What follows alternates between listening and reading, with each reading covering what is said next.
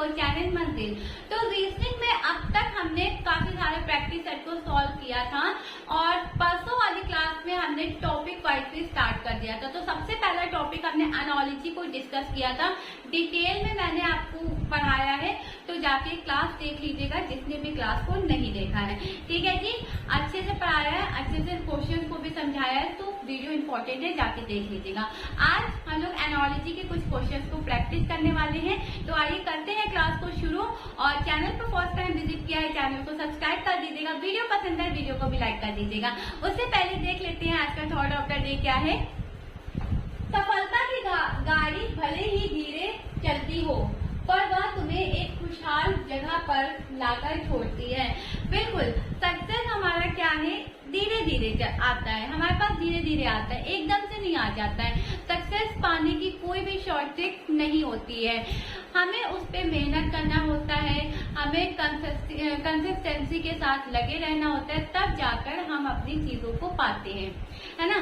तो आपसे बस इतना ही कहूंगी कि आपने अगर जिस भी गोल को टारगेट किया है उस पे लगे रहिए, मेहनत करते रहिए, फालतू चीजों से दूर रहिए और एक दिन आप भी अपने गोल को जरूर अचीव करेंगे। तो आइए करते हैं क्लास को शुरू इसी मोटिव के साथ और सभी को मेरी तरफ से सुबह की राधे राधे।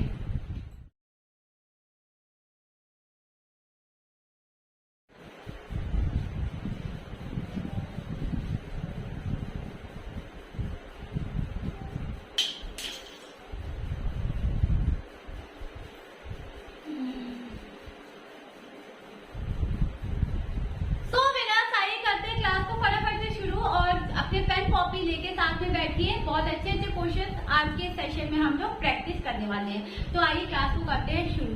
कल वाली क्लास में हमने एनालॉजी में टाइप 1 को पढ़ा था, वर्ड एनालॉजी किस तरीके से पढ़ा था, वो सारी चीजें मैंने वो वाली वीडियो में बताई है, तो जाके देख लीजिएगा। आज हम लोग बेसिकली टाइप 2, ठीक है, टाइप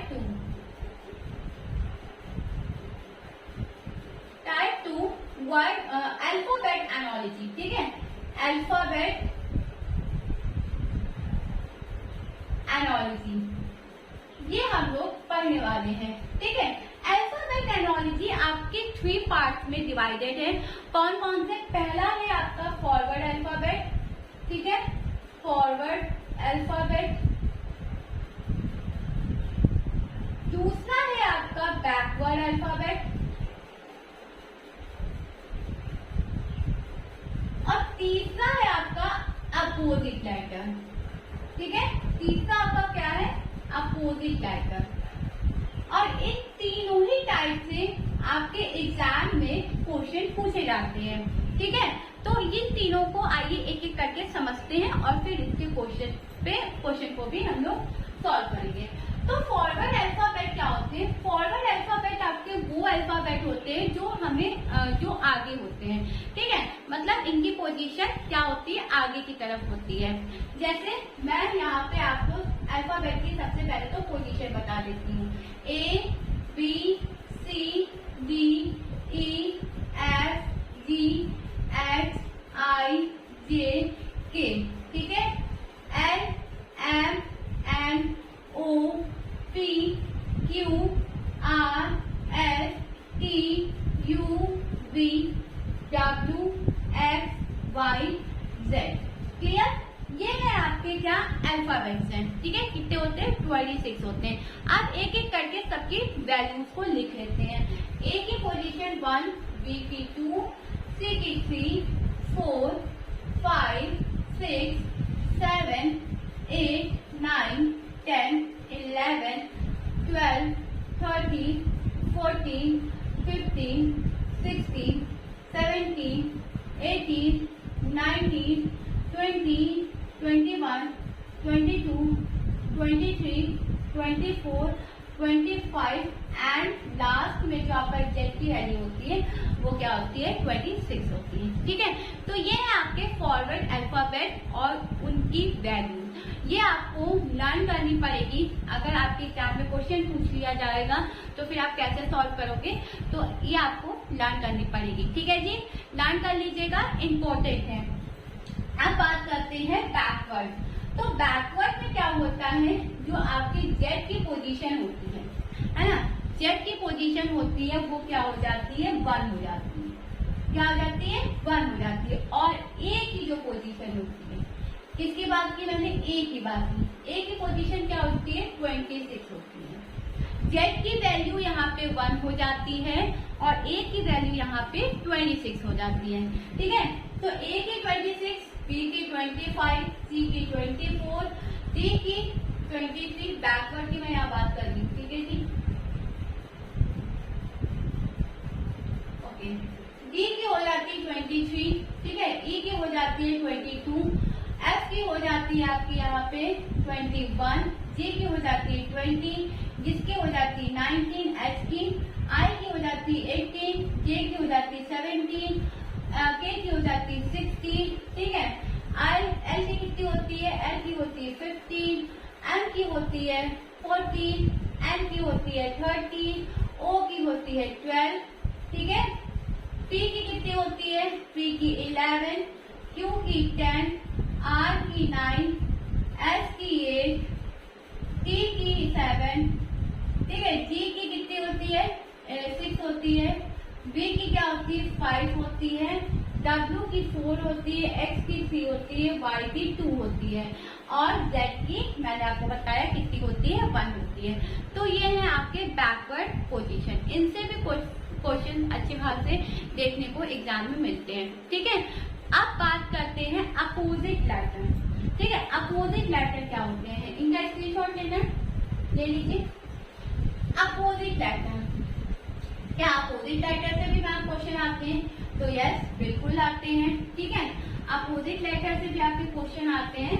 आइए देखते हैं अपोजिट लेटर। ठीक है, A B C D E F G H I J K L M. ठीक है, अब एम के बाद क्या आएगा, एन आएगा। ठीक है, ओ आई एम एन ओ, ठीक है, फिर पी आएगा, फिर क्यू आएगा, तो इस तरीके से आएंगे। अब हमने क्या कहा कि अपोजिट लेटर की बात हो रही है, तो यहाँ पे अपोजिट लेटर किस तरीके से बनेगा, देखो ए का अपोजिट हो जाएगा आपका जेड, ठीक है, बी का हो जाएगा वाई, सी का एक्स, डी का डब्ल्यू, ई का बी। तो इस तरीके से क्या हो जाएगा, ये आपके अपोजिट लेटर बनेंगे। ठीक है, एम का क्या होगा, एम का होगा एन, ठीक है, एम का क्या होगा, एन होगा। ठीक है, एल का क्या होगा, ओ होगा, के का क्या होगा, पी होगा। ठीक है, जे का क्या होगा, क्यू होगा, आई का क्या होगा, आर होगा, एच का क्या होगा, एस होगा, जे का जी का क्या होगा, टी होगा। ठीक है, एफ का क्या होगा, एस टी यू, ठीक है, और ई का क्या होगा, बी होगा, डी का क्या होगा, डब्ल्यू होगा, सी का क्या होगा, एक्स होगा, और बी का क्या होगा, वाई होगा, और ए का क्या होगा, जेड होगा। ठीक है, हमने क्या किया, हमने एम की जो पोजीशन, जो अपोजिट लेटर है वहां से लिया। ठीक है, N O P Q R S T U V W X Y Z, हम डिक्रीजिंग के बजाय इंक्रीजिंग पर गए। एन के बाद, ठीक है, एन के बाद एन के बाद ओ के बाद टी के बाद क्यू के बाद आर के बाद एस के बाद टी के बाद यू, है ना, इस तरीके से हम गए। तो ये है आपके अपोजिट लेटर, ए का जेड, बी का वाई, सी का एक्स, डी का डब्ल्यू, ए का बी, एफ का यू, जी का टी, एच का एस, ठीक है, आई का आर, जे का क्यू, के का पी, एल का ओ और एम का एन। ठीक है, क्लियर है, समझ में आ गया, कोई दिक्कत, कोई परेशानी, कोई समस्या बैकवर्ड लेटर में, अल्फाबेट लेटर में या अपोजिट में, कोई चीज की किसी प्रकार की कोई दिक्कत, आई होप क्लियर होगा, कुछ भी इनमें नहीं करना था। अब आइए करते क्वेश्चन की प्रैक्टिस। ठीक है, तो सबसे पहला क्वेश्चन,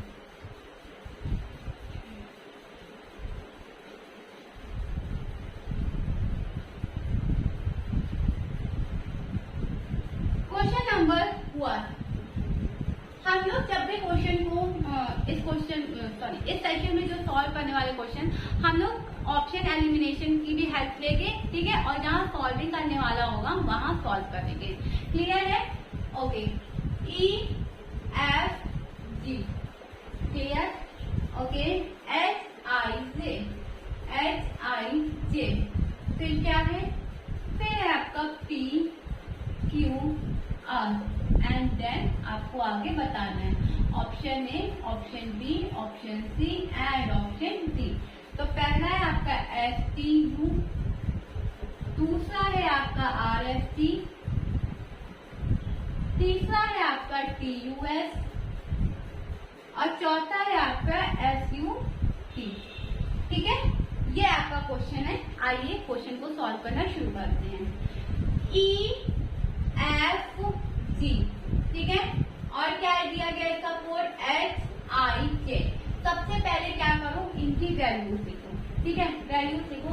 E की होती 5, G की होती 6, F की होती 6, G की होती 7, 8, ठीक है, और ये कितना होगा 9 और J की हो जाएगी 10। कितना इंक्रीज हो रहा है? 3। यहाँ कितना इंक्रीज हो रहा है? 3, और यहाँ कितना इंक्रीज हो रहा है? 3, यानी 3 वैल्यू सब में इंक्रीज हो रही है। तो PQR का कोड क्या होगा?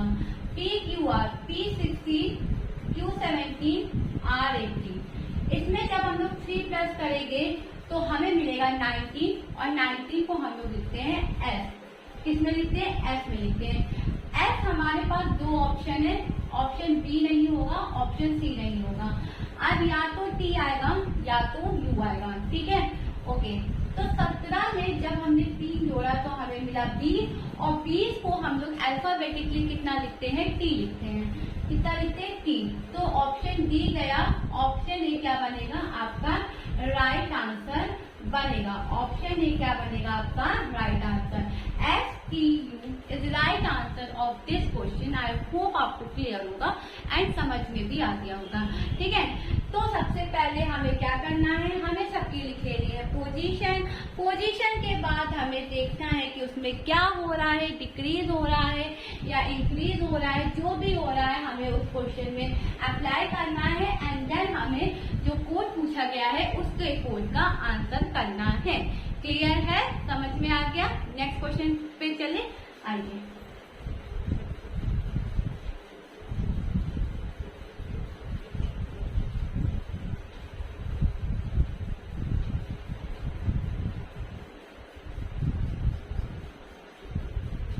GOAT TQYW,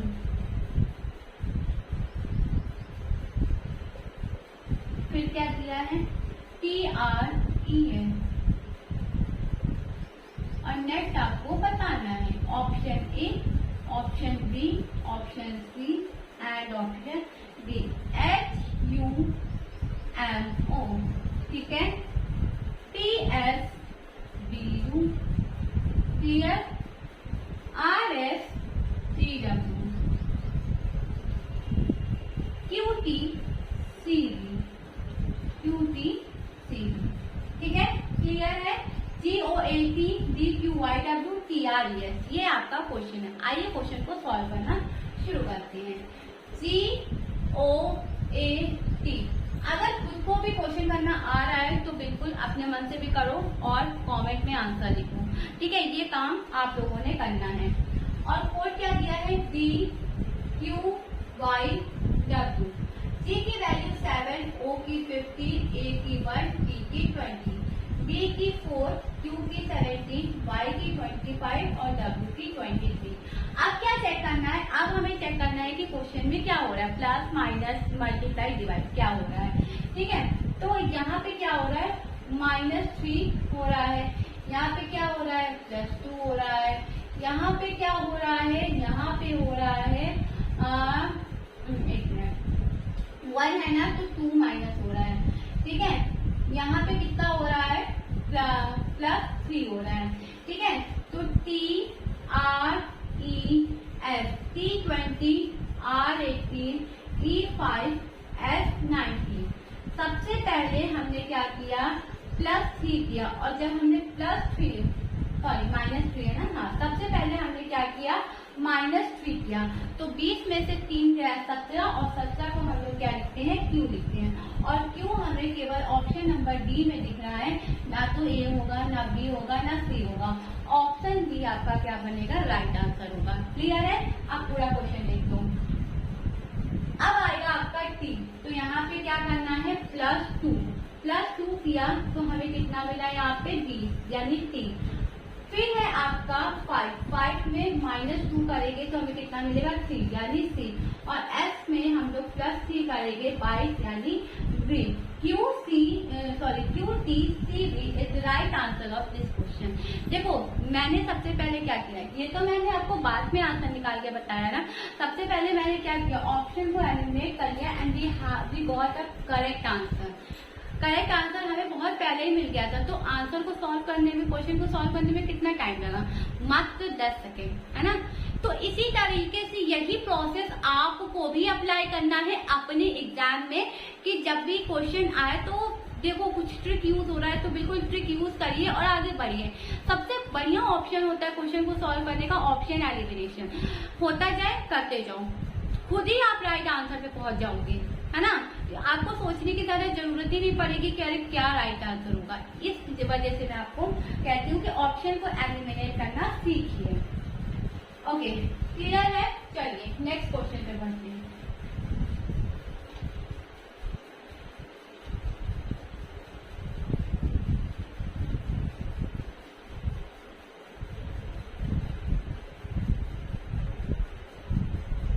PURPLE purple, clear?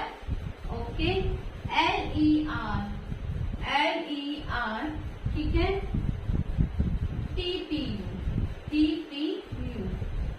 फिर आपको क्या दिया है, garden, GARDAN।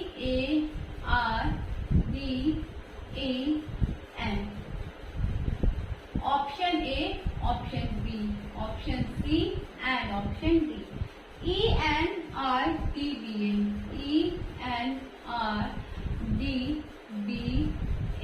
Clear?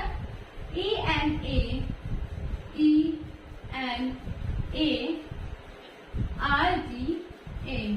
RGA, ENDRBA, ENTRGA, और क्या है, ENRDGA, ENRDGA। क्लियर? आइए करें क्वेश्चन को सॉल्व, स्टार्ट करें। क्लियर? आप लोग भी स्टार्ट करिए, आता है तो बिल्कुल फॉर्मेट पे आंसर करिए, ठीक है। PURPLE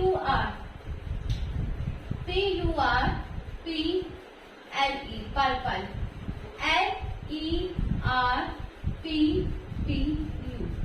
पर्पल का कोड आपको ये दिया गया है और गार्डन का कोड आपसे पूछ रहा है।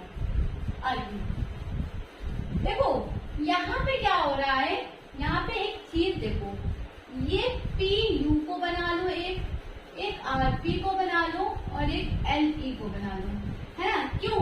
क्योंकि ये पर्पल जो वर्ड आपको दिया है ना, इस वर्ड को रीअरेंज करके ही इसका कोड बना दिया गया है। इसीलिए हमने क्या किया, PURPLE को क्या कर लिया, अलग अलग कर लिया, ठीक है।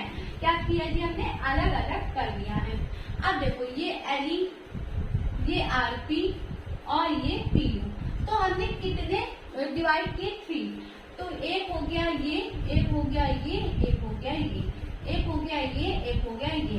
अब हम लोग देखेंगे जो LE है ना, जो LE है वो कौन सी पोजीशन पे है, फर्स्ट पोजीशन पे है। कौन सी पोजीशन पे है, फर्स्ट पोजीशन पे है, ठीक है। और PU किस पोजीशन पे है, थर्ड पोजीशन पे है। PU किस पोजीशन पे है, थर्ड पोजीशन पे। और RP ने अपनी पोजीशन को चेंज नहीं की है, वो एग्जैक्ट उसी पोजीशन पे है जिस पोजीशन पे उसको क्वेश्चन में रखा गया है। तो यानी किसकी पोजीशन चेंज हुई, फर्स्ट उसके थर्ड पे आ गया, थर्ड उसके फर्स्ट पे आ गया, ये पोजीशन चेंज हुई है। तो गार्डन का पूछ रहा है ना, GARDEN, ठीक है। देखो एक तो ये बना लो, एक ये बना लो, एक ये बना लो, क्लियर? 1 2 3। अब मेरी बात ध्यान से सुनो,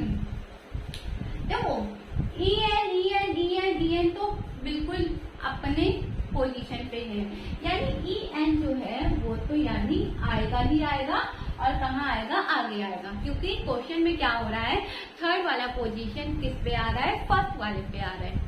ठीक है, अब बात करते हैं RD की। ठीक है, तो RD किस पे है, बीच में ही। RD तो भाई बीच में ही है, इसने अपनी पोजीशन ही नहीं बदली थी। अब GA किस पे आएगा, लास्ट में। तो EN RD GA किसमें भाई, option number D. Option number D यहाँ पे आपका करेक्ट आंसर बनेगा। क्या बनेगा, करेक्ट आंसर बनेगा। क्लियर है, ये क्वेश्चन आपको समझ में आ गया, ये क्वेश्चन आपको समझ में आया। ओके, पर्पल वाला आई होप क्लियर होगा। फटाफट से इसका स्क्रीनशॉट लो।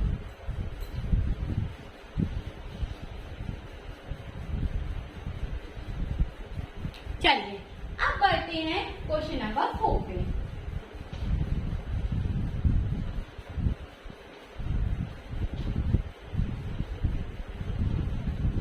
क्वेश्चन नंबर 4, ठीक है, क्या है, FGEHJ, FGEHJ, क्लियर। ओके, फिर है BCADE, BCADE। नेक्स्ट है आपका क्या, नेक्स्ट है आपका BWUXZ, क्लियर। ओके, चलिए ऑप्शन देख लेते हैं। Option A, option B, option C and option D. HKLMO, GFBAC, फिर है आपका HIJKL एंड देन OPNQL। ठीक है, आइए क्वेश्चन को सॉल्व करना शुरू करते हैं। FGEHJ, देखो अब इसमें क्या हो रहा है ना, आपस में ही एडिशन सब्ट्रैक्शन होंगे। कैसे होंगे वो देखो, इसकी पोजीशन होती है 6, इसकी 7, इसकी 5, इसकी 8 और इसकी 10। कितना ऐड हो रहा है, प्लस हो रहा है। F में D को कितना ऐड किया, 1 ऐड किया। यहाँ कितना हो रहा है, -2 हो रहा है। कितना हो रहा है, -2 हो रहा है। यहाँ कितना हो रहा है, +3 है ना, +3 हो रहा है। और यहाँ पे कितना हो रहा है, +2, यानी +1 -2 +3 +2। क्लियर। ओके, अब बात करते हैं BCADE। B होता है 2, C होता है 3, A होता है 1, D होता है 4, E होता है 5। कितना प्लस हो रहा है, 1 प्लस हो रहा है, -2 हो रहा है, +3 हो रहा है और +2 होगा। कि यहाँ पे क्या है, D है कि F है, बिल्कुल F है। I am so sorry, F। Clear, F। तो कितना होगा, +2 होगा, यानी +1 -2 +3 +2। ठीक है, अब BWUXZ, B22, W23, U21, X24, Z26। यहाँ पे कितना प्लस हो रहा, 1 प्लस हो रहा, -2 +3 और +2। ठीक है, तो अब अगला क्या, तो हमें इन ऑप्शन में चेक करना है कि ऐसा कौन सा ऑप्शन है जिसपे ये कैटेगरी वाला रूल फॉलो हो रहा है। ठीक है, तो आओ चेक करते हैं।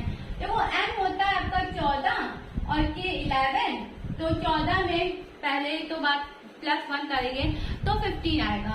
क्यों, क्योंकि पहले में +1 हो रहा है ना, +1 हो रहा है, तो यानी ऑप्शन है तो नहीं होगा। G7F6 बिल्कुल भी नहीं। H8, ठीक है, I9 यानी इसमें +1 हो रहा है। यहाँ पे 10, अब 9 में +1 करेंगे तो 10 आएगा, है ना। यहाँ पर 10 कैसे आ गए, यानी ऑप्शन बी क्या है आपका राइट आंसर है। वो है आपका 15, Q 16 and 14, 17 और 19, +1 -2, ठीक है, +3 और +2।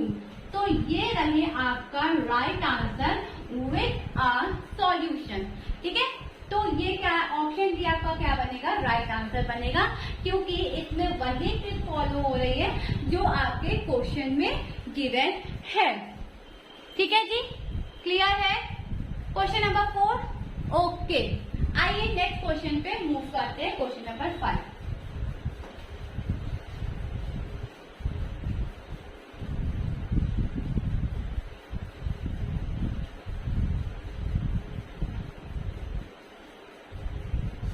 क्या कह रहा है क्वेश्चन नंबर 5?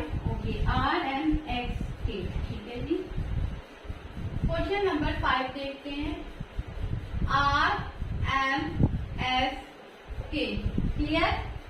SLUT, ठीक है। आई है, टी नहीं है, आई है। फिर है KMFZ, KMFZ। नेक्स्ट आपको बताना है option A, option B, option C and option D. Option काफी पहले,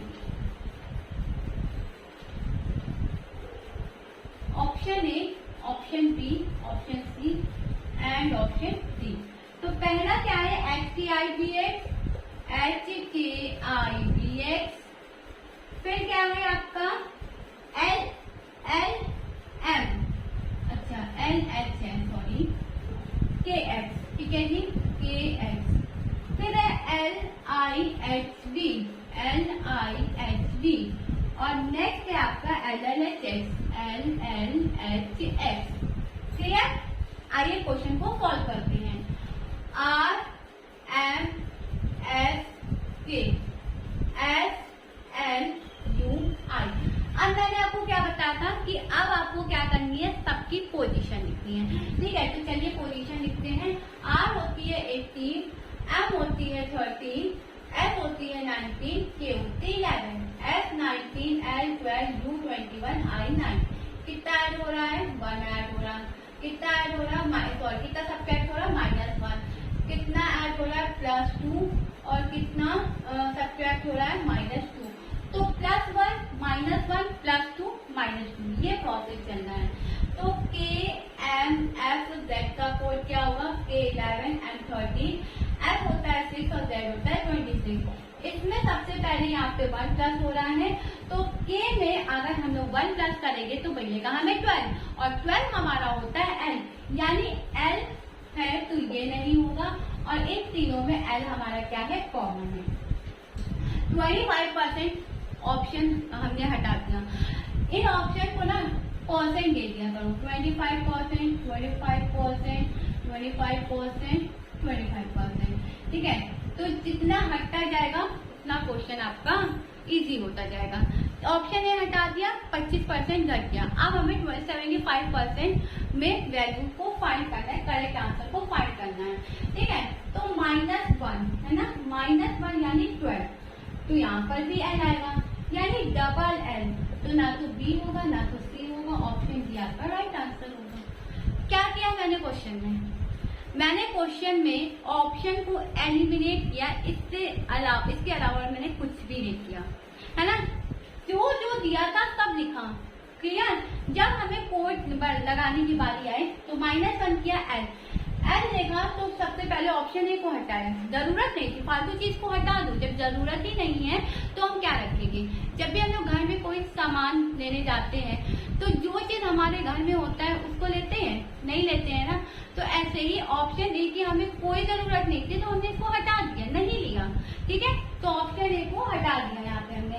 फिर हमने देखा M की वैल्यू 13 होती है, और 13 में हमने जब 1 को सब्ट्रैक्ट किया तो हमें मिला 12, तो डबल L आ रहा है ना। स्टार्टिंग में ही डबल L आ रहा है, और डबल L किसी में भी नहीं है, केवल ऑप्शन डी में है। That is means option D आपका क्या होगा? राइट आंसर होगा। आई होप आपको क्वेश्चन क्लियर होगा। 2 बच्चे हैं, इसका भी देख लो, +2 है ना, 8 यानी x, और कितना था ये? -2 यानी 24x। बन गया? क्लियर? समझ में आया? तो ये है आपका क्वेश्चन का करेक्ट सॉल्यूशन, ठीक है, करेक्ट सॉल्यूशन। फटाफट से स्क्रीनशॉट ले लीजिए। आइए, 5 हो गया, 6 पे इन्हीं को कहते हैं हम लोग अल्फाबेट एनालॉजी। इसके क्वेश्चन आपको काफी ज्यादा एग्जाम में पूछे जाते हैं। देखो क्वेश्चन सबसे पूछे जाते हैं, लेकिन एक बात याद रखो कि एनालॉजी, नंबर और मिसिंग कैरेक्टर, इनके क्वेश्चन आपके पास आते ही आते हैं। तो एनालॉजी की भाई अच्छे से प्रैक्टिस करो, क्योंकि अगर ये नहीं पूछा गया तो वर्ड एनालॉजी तो डेफिनेटली आपके पास आएगी। ठीक है, तो अच्छे से रीजनिंग को प्रैक्टिस करिए, रीजनिंग आपको अच्छे खाते मार्क्स दिला सकती है। क्वेश्चन नंबर 6, पीकॉक अगर रिलेटेड है इंडिया से, ठीक है, पीकॉक अगर इंडिया से रिलेटेड है तो बियर किससे रिलेटेड है? बियर किससे रिलेटेड है? आपके ऑप्शन है A, B, C, D. Australia,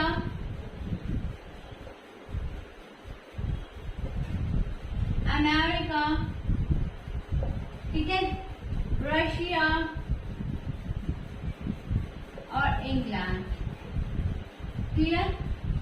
चलिए, you have a 10 second to give this answer. फटाफट से दीजिए मुझे।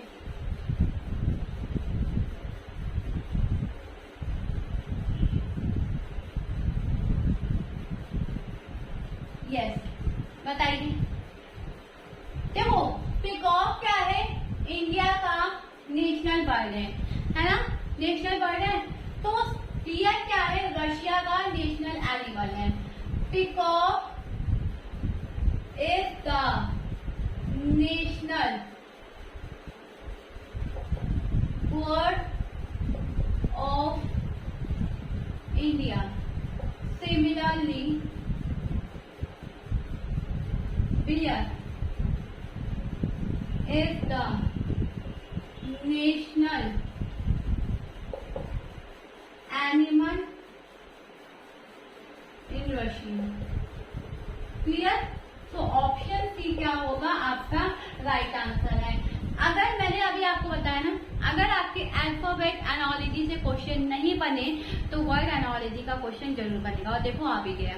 इस तरीके से आपको क्वेश्चन पूछा जाता है। देखो, एनालॉजी की आपको काफी ज्यादा अच्छी खासी नॉलेज होनी चाहिए, तभी आप क्वेश्चन को बना सकते हो। एटलीस्ट जनरल नॉलेज तो आपके पास होनी चाहिए। जैसे ये देखो, जीके का ही क्वेश्चन था ये, ठीक है, जनरल नॉलेज से ही तो उठाया गया है कि पीकॉक रिलेट कर रहा है इंडिया को, तो बियर किसको रिलेट करेगा? बताओ। अब अगर पता है तो अच्छी बात है, नहीं पता है तो फिर मार्क्स चले गए, है ना? तो एनालॉजी की अच्छी खासी आपको नॉलेज रखनी पड़ेगी, तभी तो ये चैप्टर आपके रीजनिंग में डाला गया है। कि क्यों डाला गया भैया? आपके कैंडिडेट की लॉजिकल रीजनिंग को अंडरस्टैंड करने के लिए, टेस्ट करने के लिए कि किसको कितनी नॉलेज है।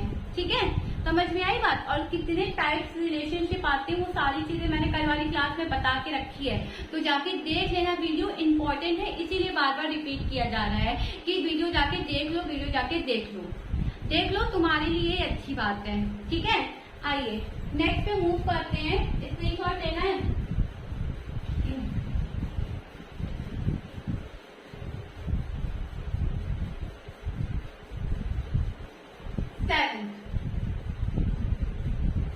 Ornithology related to bird.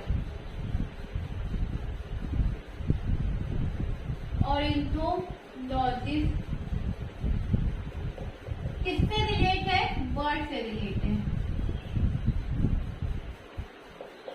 तो फिर क्या है? Archaeologist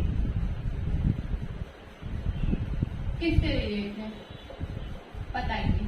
option A, option B, option C and option B. पहला है आपका आयरलैंड, ठीक है। दूसरा है आपका, एक मिनट, मेडिएटर,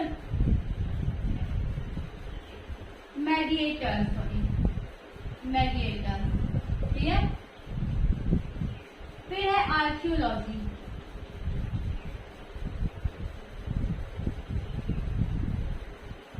और नेक्स्ट है aquatic. You have 10 second to answer this question. फटाफट से कमेंट करिए।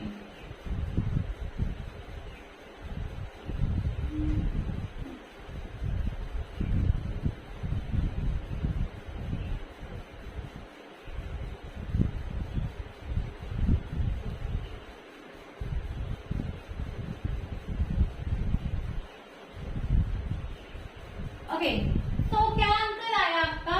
कमेंट में बताइए क्या आया। आयरलैंड, मेडिएटर स्टेटस, आर्कियोलॉजी या एक्विटी। तो देखो आर्कियोलॉजिस्ट जो है वो बर्ड के स्पेसिस्ट होते हैं, ठीक है, और एंथ्रोलॉजिस्ट जो होते हैं वो क्या होते हैं, is related to specialist of bird. ये बर्ड्स के स्पेशलिस्ट होते हैं, ठीक है, किसके होते हैं, बर्ड्स के होते हैं। सिमिलरली क्या जी मैंने कहा, सेम यानी सिमिलरली आर्कियोलॉजिस्ट, ठीक है, ये किसके होते हैं, is related to specialist of archaeology. किसके होते हैं, आर्कियोलॉजी। तो ये है आपका करेक्ट आंसर।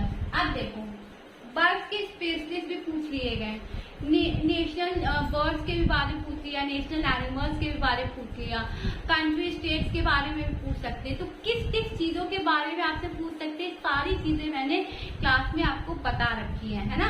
तो ये है आप करेक्ट आंसर आपका क्या होगा, option number C, this is the right answer of this question. फटाफट से इसका स्क्रीनशॉट लीजिए।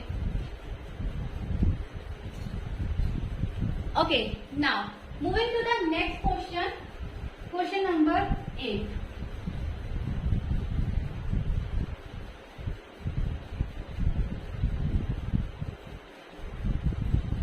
क्या है question number 8? Okay, A Z B Y, clear? Okay, C X D W। अब एक चीज यहाँ पे नोटिस करने वाली बात है, क्या, E V F E, क्या नोटिस करने वाली बात है, अभी आपको थोड़ी देर में पता चल जाएगा। Option A, option B, option C and option D. GTHS, ठीक है, GHTS, GSTH, TGSH, ठीक है। चलिए करें क्वेश्चन को सॉल्व। आपने कहा कि मैम यहाँ पे नोटिस करने वाली बात है, तो बिल्कुल है। क्या है, A Z opposite B Y opposite, C X opposite D W opposite, E V opposite F U opposite है, नोटिस करने वाली बात।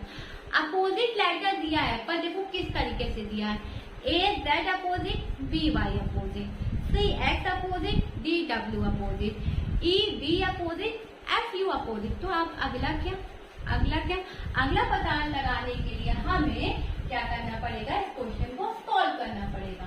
क्लियर है? C X D W 1 26 2 25 3 24 4 23। सबसे पहले +2, यहाँ पे -2, यहाँ पे +2, यहाँ पे -2। तो E V F U 5 22 6 21। सबसे पहले क्या हो रहा है, +2 हो रहा है, तो +2 होगा तो यानी G आएगा, और G तो हमारा कॉमन है 3 में, यानी 25% आंसर को हमने डिडक्ट कर दिया, हमें इसकी जरूरत नहीं थी। ठीक है जी, ओके। तो अब यहाँ पे -2, तो यानी ये 20, और 20 यानी GT किसमें है, ऑप्शन नंबर ए में। ऑप्शन नंबर ए में थी ये बात को, इस वजह से ऑप्शन नंबर ए आपका क्या बनेगा, करेक्ट आंसर बनेगा इस क्वेश्चन का। क्लियर, समझ में आ गया? क्लियर है क्वेश्चन? किसी प्रकार की कोई दिक्कत, कोई परेशानी, कोई समस्या नहीं ना? आगे बढ़े, हो जाएगा, बन जाएगा, एग्जाम में कर लोगे ना, छोड़ के तो नहीं आओगे, कर लोगे। अब आई बात समझ में? ठीक है, देखो ये भी क्या था, अपोजिट था, G का T, H का S।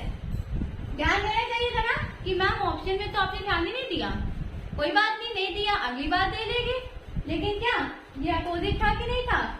ऑप्शन ए क्या बना, राइट आंसर बना। क्लियर, समझ में आ गया? आइए नेक्स्ट पे मूव करते हैं।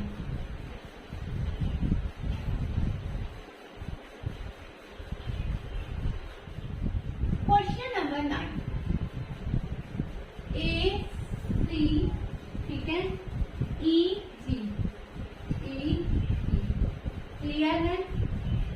IKMO, IKMO। फिर है आपके पास QSUW, QSUW। Option A, option B, option C and option D. YZCE, YZCE, YACD, YACD, YACACE, ठीक है, YBCE, YBCE। आइए करते हैं क्वेश्चन को सॉल्व, ठीक है। एक चीज देखो, अभी मैं क्वेश्चन नहीं बता रही हूँ, अभी मैं आपको एक चीज बता रही हूँ। क्या Y कॉमन मिल गया? हाँ, मिला कि नहीं मिला? यानी फर्स्ट लेटर हमारा Y आएगा, और ये देखो C, यानी थर्ड लेटर हमारा C आएगा। आधा क्वेश्चन तो हमने यही सॉल्व कर लिया। अब हमें सेकंड या फोर्थ लेटर, सेकंड फाइंड कर लो या फोर्थ लेटर फाइंड कर लो, है ना। इन चारों में से कोई एक ऑप्शन सही होगा जिसमें Y और C दोनों आएंगे, है ना। अब हमें सेकंड और फोर्थ लेटर को फाइंड करना है, तो आइए फटाफट से फाइंड करते हैं। ACEG, 1 3 5 7, IKMO, 9 11 13 15, कितना प्लस हो रहा? 8, इसमें 8, इसमें 8, इसमें 8, यानी टोटल कितनी डिजिट प्लस हो रही है? एक डिजिट 8 हो रही है, ठीक है। चलो अब फोर्थ की बारी, QUUW, इसी को तो फाइंड करना है ना, इसी का तो कोड बताना है। तो 17 19 21 23, हमें ये वाली वैल्यू पता है, यहाँ Y आएगी, ये वाली वैल्यू पता है, यहाँ पे C आएगी। अब हमें ये पता करनी है, ये पता करनी है, क्लियर? ओके, 19 से 8 जोड़ेंगे तो 27, और 26 हमारा Z होता है, और एक आगे जोड़ देंगे 27, तो हमारा A आ जाएगा, ठीक है। तो यहाँ पे जो सेकंड लेटर है वो हमारा A आना चाहिए। तो सेकंड लेटर A है, A नहीं होगा, B नहीं होगा, या तो B होगा या तो C होगा। अब देखो, इसमें से YAC कॉमन, इसमें से YAC कॉमन, YAC कॉमन हमने निकाल लिया, Y से तो पहले कॉमन निकाल लिया था, A हमें निकालना पड़ा, ठीक है। अब या तो D होगा या तो E होगा। तो 23 में हमने 8 प्लस किया तो आया हमारा 31, ठीक है। तो 27 को हमने लिखा A, 28 को हमने लिखा B, 29 को हमने लिखा C, 30 को लिखा हमने D, और 31 को हमने क्या लिखा E। तो हमारा क्या आएगा? E आएगा। क्या आएगा? E आएगा। That is mean option C आपका क्या बनेगा? राइट आंसर बनेगा। आई होप आपको क्वेश्चन क्लियर होगा। तो ये है क्वेश्चन को सॉल्व करने का क्वेश्चन नंबर 9 हो गया 10।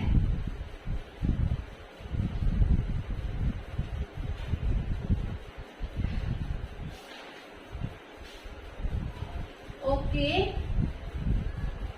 JAF, JEF, फिर है आपका KIF, और फिर आपका JOF। नेक्स्ट आपको बताना है क्या होगा, option A, option B, option C and option D. PIG, PET, JUF और POT। क्लियर? आइए क्वेश्चन सॉल्व करते हैं। सबसे पहले तो A, B और D आंसर होगा नहीं, करेक्ट आंसर C होगा। आप कहोगे मैम आपको कैसे पता? C होगा, हो सकता है कि मैम इन तीनों में से कोई हो, तो मैंने कहा नहीं होगा। क्यों? देखो, J J J J, आगे भी तो J ही आएगा। कुछ ऐड हो रहा है? कुछ ऐसा कोई नंबर, कोई डिजिट जो ऐड हो रही हो इसमें? नहीं हो रही ना, कॉमन एंड निकाल लिया, J आएगा। अब बात करते हैं, ये देखो F F F F, F है, F ही तो आएगा। कोई डिजिट ऐड हो रही है? नहीं ऐड हो रही ना। अब देखो बीच वाली A E I O, आगे क्या? U, वोवेल चल रहा है। A E I O U, ये क्या है? वोवेल्स है, वोवेल्स में ही तो दिया है। That is means option C is the right answer of this question. क्या दिक्कत है? कोई परेशानी नहीं ना? नेक्स्ट क्वेश्चन पे मूव करें। आइए क्वेश्चन नंबर 12।